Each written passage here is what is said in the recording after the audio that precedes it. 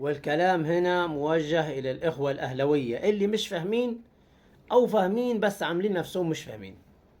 هنالك فرق كبير بين إن أنا عملت اتفاق أو عقد وملزم بتنفيذ بنود العقد والاتفاق، وبين إن أنا أروج إلى منتج معين داخل المقاطعة وكلنا عارفين إحنا مقاطعين المنتج ده ليه. بالبلدي في فرق بين إن أنا عملت معاك عقد بس اكتشفت إن أنت راجل مش كويس، فأنا ملزم بتنفيذ بنود العقد لحاجة ما، بقى لحاجتي للفلوس، أنا محتاج الفلوس أيا يكن، على الرغم من إن أنتوا بتقولوا إن النادي الأهلي ده رعايته في السنة 3 مليار و4 مليار، والنادي الأهلي أغنى نادي في أفريقيا وأغنى نادي في الشرق الأوسط والكلام الهكس ده كله. ففي فرق بين إن أنا عملت عقد معاك بس اكتشفت إن أنت راجل مش كويس، فأنا ملزم إن أنا أكتب اسمك على التيشيرت أو على المحل أو على أي حاجة بقى إحنا اتفقنا عليها. بس إن أنا أقول عنك، أفضل أقول عنك أنت راجل مش كويس وأروح أعمل دعاية للناس وأمر جمهوري بالأمر المباشر، لا، أنتوا اشتروا المنتج ده اللي الناس كلها هي من المسلمين مجتمعين على مقاطعة هذا المنتج إن لم يكن 100%. حتى اللي بيشتريه بس حاسس إن هو بيعمل حاجة غلط. فهنا في فرق كبير. بس أنا همشي معاك يا عم على أن مجبر أخاك لا بطل، وأنت لازم تنفذ بنود العقد. بتعمل هليلة وزيطة وفرح ليه؟ بتأمر جمهورك بالأمر المباشر ليه؟ ولكن الأمر هنا إن أنت كجمهور النادي الأهلي أكلت يوم أكل الثور الأسود. يوم ما كان تركي الشيخ بيهينك على كل القنوات الفضائية وبقول لك أنا استقالتي بقالها كذا شهر على مكتب محمود الخطيب، ومحمود الخطيب مش عايز يقبل استقالتي. وكلت يوم ما راح قابل الكابتن محمود الخطيب في سويسرا تركي الشيخ وقعد يقول له ويعتذر له ويقول له ده الجمهور النادي الأهلي وأنا ماليش علاقة بالكلام ده كله. والكلام على عهدة عبد الناصر زيدان موجود، حد حابب يرجع يكتب بس لقاء الكابتن محمود الخطيب وتركي الشيخ في سويسرا هيلاقي كلام عبد الناصر زيدان.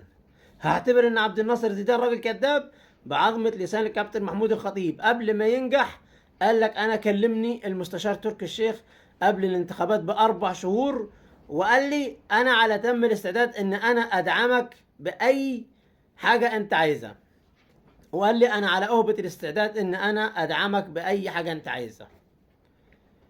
ولذلك احنا هننصبه رئيسا شرفيا للنادي الاهلي. ده كلام الكابتن محمود وما جبتش حاجة انا من عندي.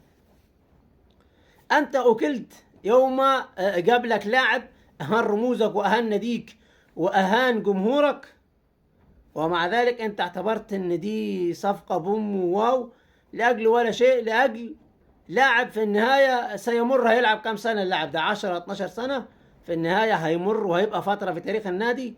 بس انت عملت 3 4 سقطات في خلال ال4 5 سنين اللي فاتوا دول نسفت تماما تاريخ النادي الاهلي كله وقواعد النادي الاهلي كلها. فما تجيش النهارده تعيط. انا ما بقولكش ان احنا ملايكة ولا ان انا بدعي، ولا بقول لك ان احنا بندعي دور البطولة والشرف. لا، النادي الزمالك برضو اكيد وبنسبة كبيرة اكيد متعاقد مع شركتين في المقاطعة.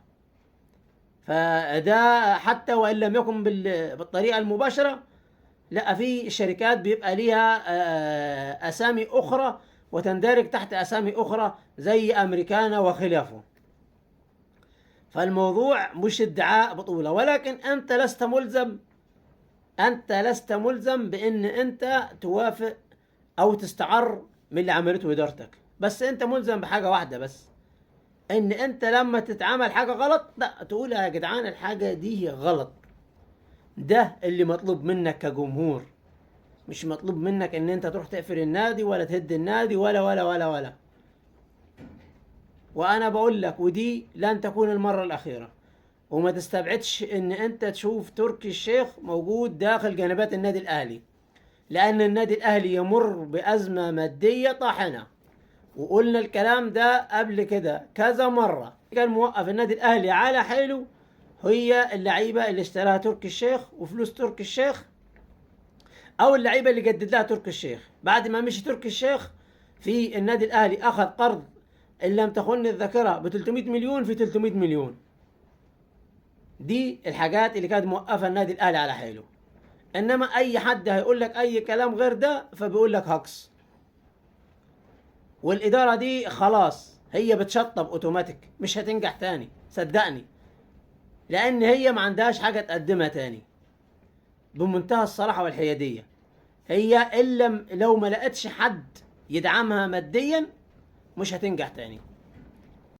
وده كارير النادي الاهلي طول عمره من ايام عبد البقال والى يومنا هذا، ودي مش حاجه جديده على النادي الاهلي يعني. في نهايه المطاف دمتم في امان الله.